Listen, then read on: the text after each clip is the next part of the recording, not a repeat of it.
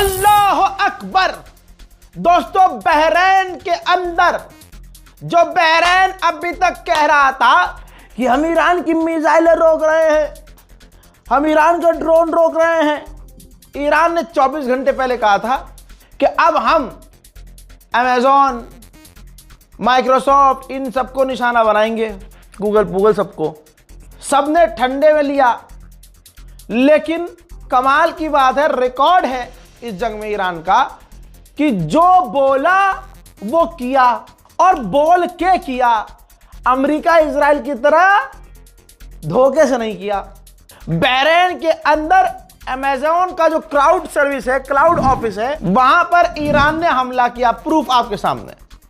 बहरैन ने कंफर्म किया है अमेज़न के क्लाउड कंप्यूटिंग डेटा सेंटर पर ईरान का हमला। IRGC ने बहरैन के बटेल्को पर मिसाइल दागी, जहां AWS इंफ्रास्ट्रक्चर है, इससे सर्वर क्षतिग्रस्त हुए हैं और अमेज़न की सर्विस में मुसीबत पैदा हो गई है। हजरात, जब से जंग शुरू हुई है तब से अब तक आज सबसे बड़ा हमला ईरान ने किया है इजराइल पर। और बड़े की बात नहीं है, लार्ज नंबर, सबसे ज्यादा मिसाइलें आज ईरान ने दागी है। मेरे शेरों सुनो, ऐ मुसलमानों, शेयर कीजिए इस वीडियो को। सबसे बड़ा हमला, यानी मिसाइलों का, अगर रोज वो सिर्फ 50 मिसाइल दाग रहा था तो कम से कम आज कई गुना ज्यादा दागी है। रिपोर्ट ये रही, ईरान ने लार्ज नंबर में मिसाइलें इजराइल पर दागी हैं अब तक इस जंग में। इजराइल ने पूरी ताकत लगाई है ये खबर छुपाने में और लोगों के सामने बात ना आए, इसमें सारा दम लगाया है।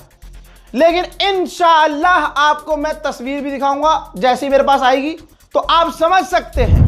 जहां नेतन्याहू, जहां डोनाल्ड ट्रंप ने पिछले 30 दिन में यही साबित किया कि ईरान की मिसाइलें खत्म हो गई हैं। डोनाल्ड ट्रंप ने कहा कि ईरान की मिसाइल पावर खत्म हो गई है। नेतन्याहू ने कहा कि हमने उनके मिसाइल प्रोडक्शन को खत्म कर दिया है।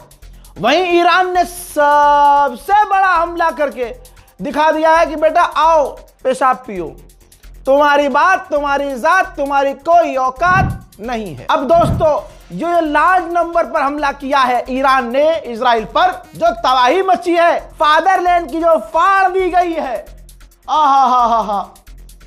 मैं तो एक बात कहना चाहूंगा, खैबर में यहूदों को उखाड़ा था। एक ये उसी हैदर के चाहने वाले हैं, ये फादरलैंड की फाड़ रहे हैं ऐसे चड्डी। हाँ, अब इजराइल के अंदर, फादरलैंड के अंदर जो भारत के हिंदू समुदाय बड़ा प्यार करते हैं, फादरलैंड बोल के आया था इनका अब्बा वहां। हजरात, आप देखिए फादरलैंड का हाल, मोदी खामोश। आप ये भी देखो ना, हमारे प्यारे प्रधानमंत्री मोदी जी कितने अच्छे हैं। फादरलैंड रोज पेला जा रहा है, लेकिन फादरलैंड के लिए तो कुछ नहीं बोल पा रहे हैं। देखिए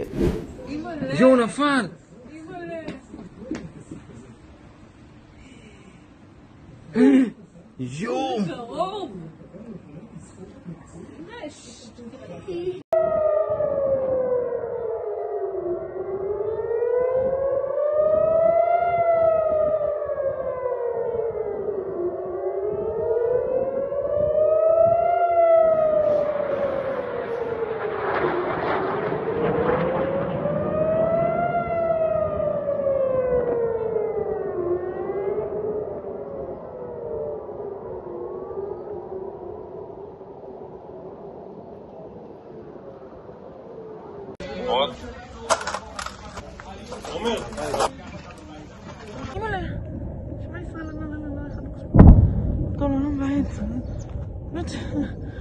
זהו, אמא, פחות משחק, פחות חשוב.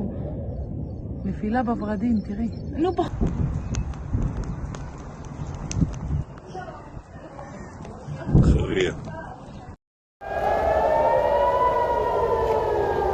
תראה מה קורה פה.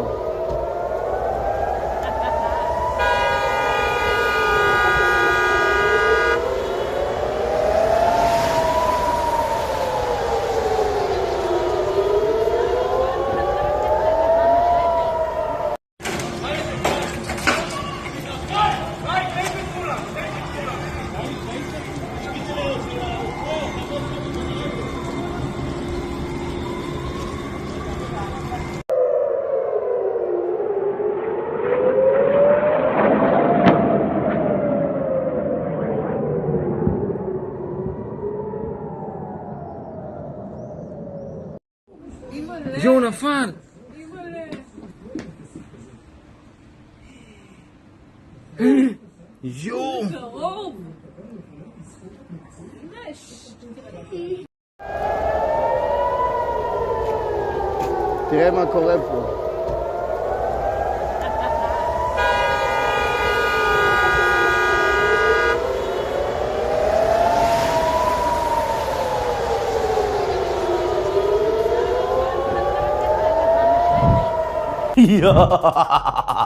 मेरे दोस्तों, आपको बता दूं, ज़ेलेंस्की बीच में बोला, यह कंजर बीच में उछल रहा है, जबकि इसका टॉप का कमांडर मारा गया यूएई में। गया था ईरान के ड्रोन रोकने की सर्विस देने के लिए, ट्रेनिंग देने के लिए। अरब के फौजियों को समझा रहा था, है इधर आओ, इस ड्रोन को ऐसे रोकते, इसको ऐसे लॉन्च करते हैं।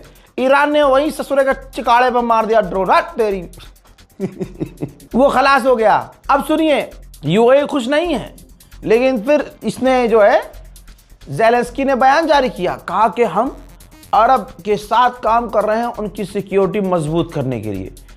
बेटा ज़ेलेंस्की 4 साल से जो रशिया नहीं कर पाया, मैं यकीन से कह रहा हूं ज्यादा दिमाग पे चढ़ गया अगर ईरान के IRGC के, वो 4 दिन में तेरे साथ कर देंगे। ज्यादा भौकाली मत आना। आपको एक बात और बता दूं, अमेरिका के वाइस प्रेसिडेंट ने पाकिस्तान के जरिए ईरान को पैगाम भेजा है कि स्ट्रेट ऑफ हॉर्मूज खोल दो, हम जंग बंद कर देंगे। आप स्ट्रेट ऑफ हॉर्मूज खोलो, हम जंग बंद कर देंगे, और अगर ऐसा नहीं किया तो हम आपके इंफ्रास्ट्रक्चर को और नुकसान पहुंचाएंगे।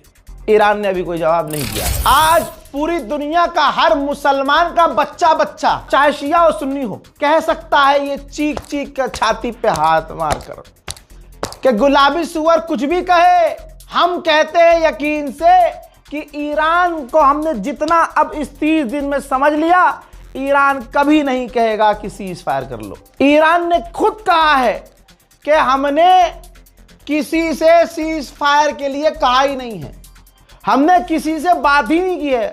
अल्लाह अकबर, अल्लाह अकबर। भाई ईरानियों का जज्बा, भाई सीज फायर के लिए बोला नहीं, जंग बंदी के लिए कहा नहीं, मतलब वो बिल्कुल जो चल रहा है चलने दो ऐसी की तैसी। भाई 40-45 साल से उनकी तैयारी है।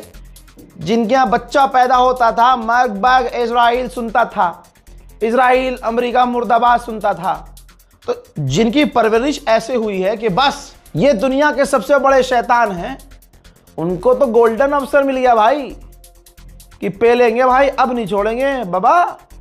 अब आप पीछे हट जाओ, अब आपका बेटा लड़ेगा ना। अब इस जंग में किसी का बाप मारा गया, किसी के भाई, लेकिन क्या कोई ईरान से आवाज आई जंग खत्म कर दो ना? उल्टा उधर से दुश्मन कह रहे हैं भाई खत्म कर लो यार, मान जाओ। भाई ब्रिटेन का ऑयल डिपो था इराक के अंदर, मेरी तो हवा निकल रही है भाई, ब्रिटेन मेरे से निकल जाए, पता चले अरब तो मैं जा ही नहीं सकता, इतना अरबों को पेला है मैंने 5 सालों में, अब ब्रिटेन भी नहीं जा पाऊंगा यार। क्या जिंदगी झंड कर ली मैंने तुम्हारे लिए पत्रकारिता करके।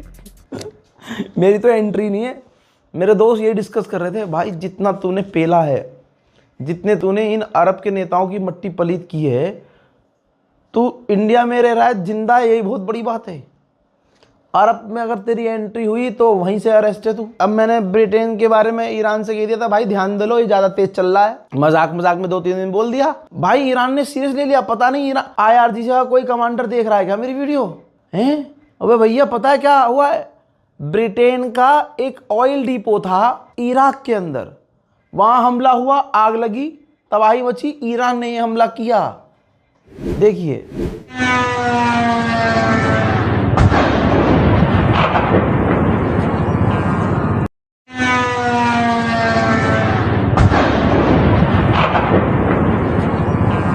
अल्लाह अकबर। उधर अमेरिका ने खुद माना है कि हमारा 16 MQ-9 रीपर ड्रोन गिर चुका है।